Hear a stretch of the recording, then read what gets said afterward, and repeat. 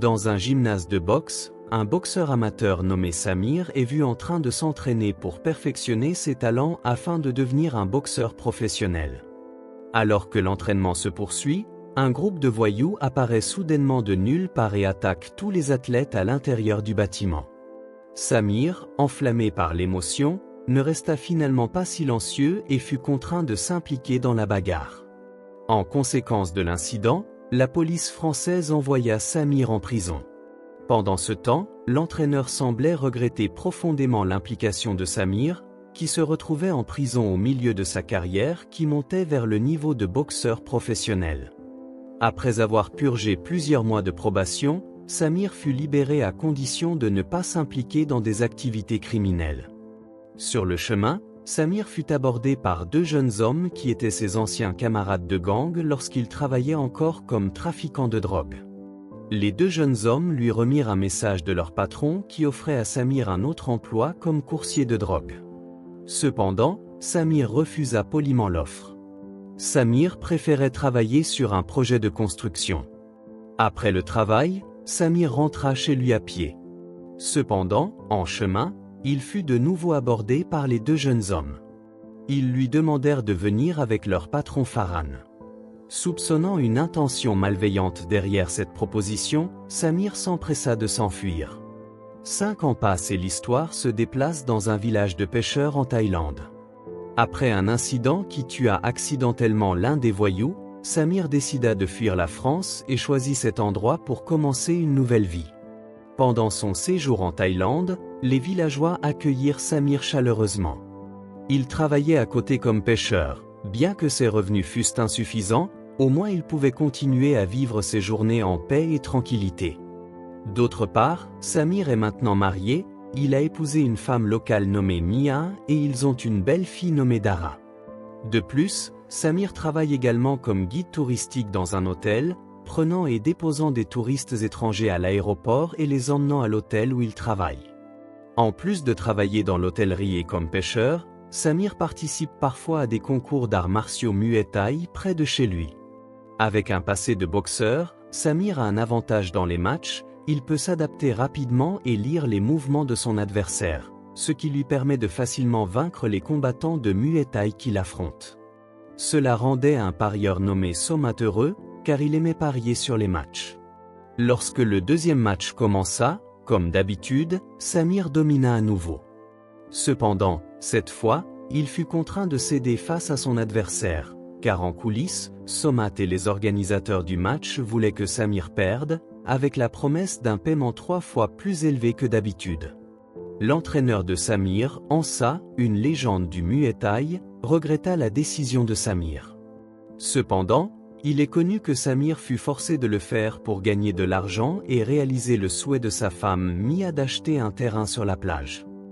Belle défaite, mec, regarde ça, merci, bro, pas de problème. Pour résumer, après avoir obtenu l'argent, Samir et Mia ont visité le bureau des terres pour organiser le processus d'achat de leur terrain de rêve. Cependant, en raison des réglementations thaïlandaises qui rendent difficile pour les étrangers de posséder des terres, leur processus a été entravé. Mia a expliqué qu'elle était la fille d'un père français, le pays d'origine de Samir. Malgré ses efforts pour expliquer, l'officier a continué à rendre les choses difficiles, ce qui a empêché leur demande de progresser. Le problème s'est encore compliqué lorsque le propriétaire du terrain a soudainement augmenté le prix de vente. En voyant la déception sur le visage de Mia, Samir a essayé de la calmer et lui a promis qu'il continuerait à essayer de gagner de l'argent supplémentaire pour atteindre leur terrain de rêve. Le soir, Samir rend visite à Mia sur son lieu de travail pour s'assurer qu'elle va bien et discuter de la question du terrain avec Somat. Lors de cette conversation, Somat l'informe que le propriétaire du terrain est un chef de gang local très dangereux. Néanmoins, Somat est prêt à aider à mettre Samir en contact avec le propriétaire du terrain. Le chef de gang s'est avéré être Naron, un descendant français qui vivait en Thaïlande depuis longtemps. Pendant ce temps, l'homme aux cheveux blancs qui l'accompagnait est Kazom, le garde du corps principal de Naron.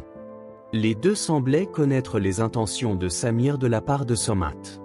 Au début, Naron est resté têtu et réticent à baisser le prix de sa terre. Cependant, après avoir appris le travail de Samir qui consistait à livrer régulièrement des touristes étrangers à l'aéroport, Naron a finalement accepté de donner une chance à Samir sous une condition. Samir devait être prêt à transporter un paquet de drogue pour lui. Bien sûr, c'était une décision très difficile pour Samir. D'un autre côté, Samir voulait aussi rendre sa femme Mia heureuse, et il n'avait d'autre choix que d'accepter l'offre de Naron sans le dire à Mia, pour la surprendre. Finalement, à l'heure prévue, Samir a exécuté l'action.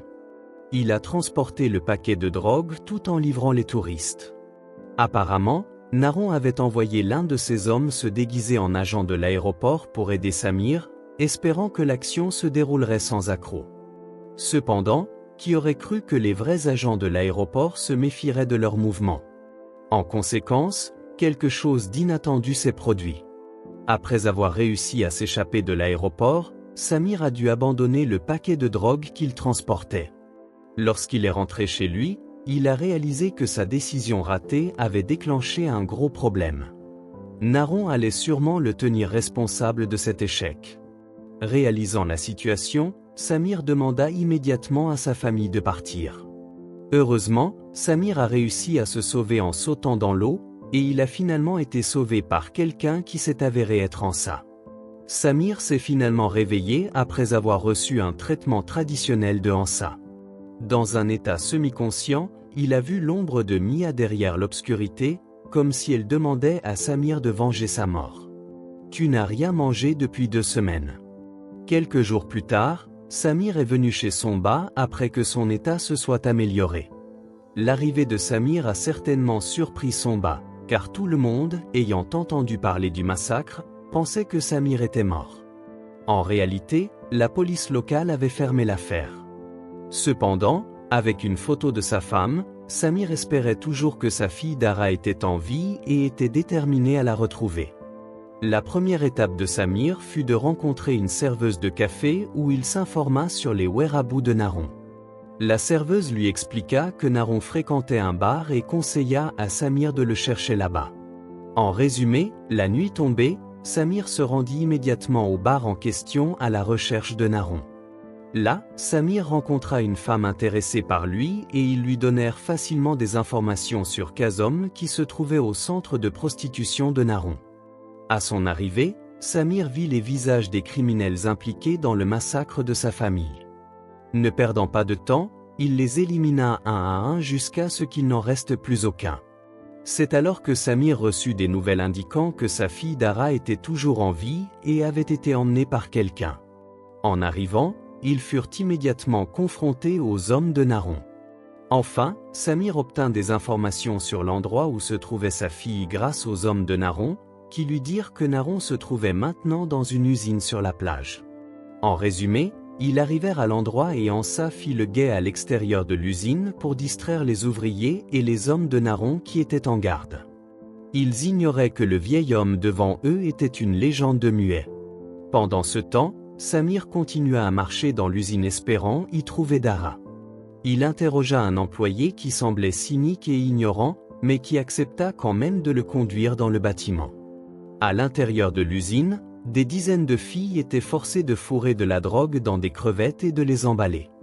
Cependant, Dara n'était nulle part à l'horizon, ce qui rendit Samir encore plus en colère. Sa colère atteignit son apogée et il devint furieux. Naron avait déjà appris l'arrivée de Samir et mobilisa des dizaines de ses hommes pour l'affronter, mais Samir ne fléchit pas le moins du monde. Sa colère ne fit qu'ajouter à son adrénaline, ce qui le poussa à les abattre un par un. Après une lutte désespérée, Samir arriva enfin dans la chambre de Naron, couvert de blessures. Là, la véritable raison fut révélée. Naron l'avait piégé sur les ordres de Farhan, qui en voulait toujours à Samir d'avoir tué son frère cadet il y a 5 ans.